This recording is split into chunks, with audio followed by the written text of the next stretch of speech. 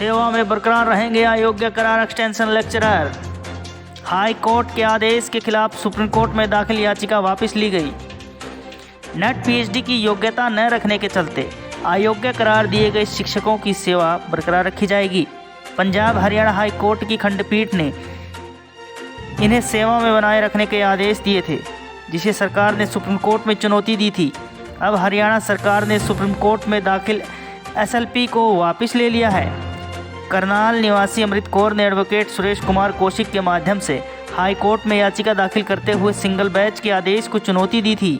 Single batch ने net PhD की योग्यता न रखने वाले आवेदकों को सेवा से बाहर करने के आदेश को चुनौती देने वाले याचिका को खारिज कर दिया था।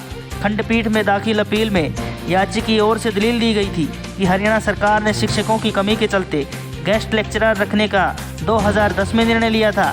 इसी के तहत सरकारी कॉलेजों में गेस्ट लेक्चरर रखे गए हैं। इसके बाद 4 मार्च 2020 को इन्हें अयोग्य करार दे दिया गया और निकालने का निर्णय लिया गया।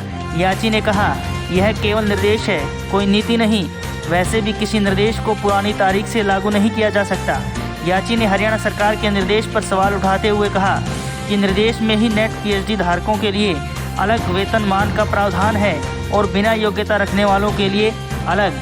वहीं दूसरी तरफ नेट धारक और अलग अलग विश्वविद्यालयों से पीएचडी कर रहे शोधार्थियों ने इस फैसले को लेकर रोष प्रकट किया है और साथ ही यह चिंता जताई है कि जब बिना नेट पीएचडी के ही नौकरियां मिल रही हैं तो नेट की कोई ज़रूरत ही नहीं है और सरकार को सभी विश्वविद्यालयों से पीएचडी की पढ़ाई भी बंद करा देनी चाहिए।